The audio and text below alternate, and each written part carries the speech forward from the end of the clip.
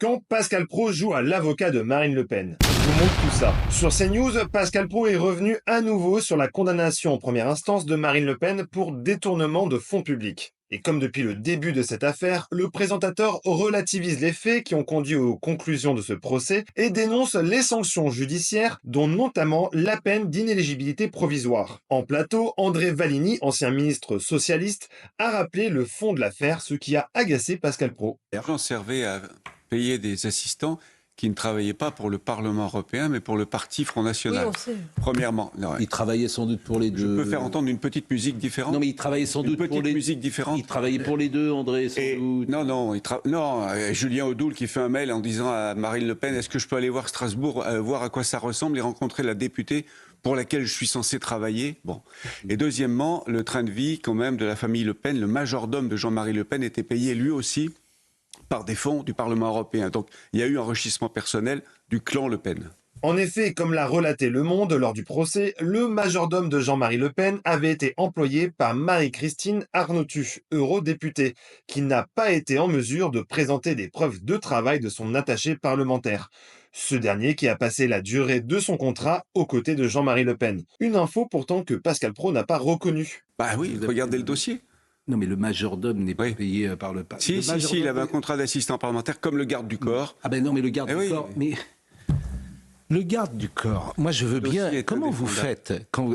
C'est intéressant ça, le garde du corps. Oui. Comment vous faites quand vous êtes un homme politique extrêmement important et ciblé pour vous balader où votre vie est en danger? Qui paye alors? Quand vous allez Le parti. Le parti. qui paye quand Le vous parti. allez au Parlement européen? Le parti politique Pourquoi paye le garde du corps. Problème, c'est que lors du procès, toujours selon Le Monde, le garde du corps de Jean-Marie Le Pen n'avait pas été employé par Jean-Marie Le Pen, mais par un autre eurodéputé, Fernand Le Rachinel. Et lui n'a pas tourné autour du pot lors du procès. Il a assuré que ce garde du corps n'a jamais travaillé pour lui. Donc là encore, il y a une méconnaissance du dossier.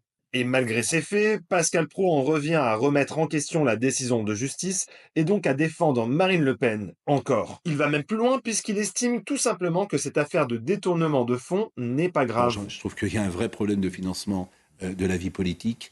Oui. Donc j'entends ce que vous dites. Tout ça ne me paraît pas, au fond, vous êtes justifié qu'elle ne se présente pas. Tout ça n'est pas très grave. Même l'exemple que vous citez, tout ça ne me choque pas beaucoup. au fond. Alors si rien n'est grave, alors évidemment, ça, c'est si on vraiment peut pas détourner grave. de l'argent du Parlement Alors, pour faire autre chose. Alors ça, c'est vraiment pas grave. Je vous assure, c'est vraiment pas grave que la vie politique soit payée ou financée, dans l'exemple que vous donnez, par le parti, parce qu'il travaille plus ou moins. Évidemment, c'est un ensemble de choses. Tout ça ne me paraît pas très grave. Bah, vous savez, il y a quelqu'un qui a Il y a été des choses condamné. vraiment qui sont beaucoup plus graves dans notre Il y a société. un socialiste. Cette défense de Marine Le Pen par le présentateur de CNews vient s'inscrire dans la position de la chaîne depuis 2 semaines. Et ça, ce sera désormais le travail de l'Arcom de vérifier s'il y a eu ou non des manquements au pluralisme et à l'honnêteté de l'information.